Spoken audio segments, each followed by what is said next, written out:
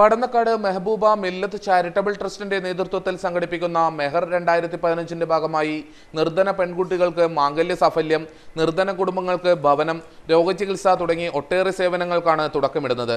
മെഹർ 2015ന്റെ ഭാഗമായി Padannakkad government UP സ്കൂളിലെ കുട്ടികൾക്ക് പഠനോപകരണങ്ങൾ വിതരണം ചെയ്തു. മുനിസിപ്പൽ കൗൺസിലർ N സുലൈഖ ഉദ്ഘാടനം ചെയ്തു.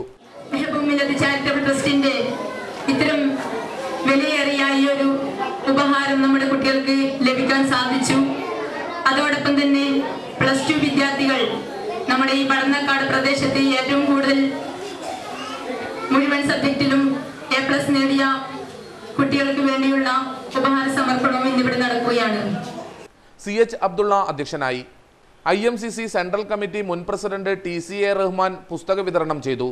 Trust chairman PC Ismail, EKK Padannakkad എന്നിവർ SSLC +2 വിജയികൾക്ക് ഉപഹാരം നൽകി. Standing committee chairman T Kunhikrishnan, councillor Kumaran, Moosa Padannakkad, N Shamsuddin, Rasheed Padannakkad എന്നിവർ സംസാരിച്ചു.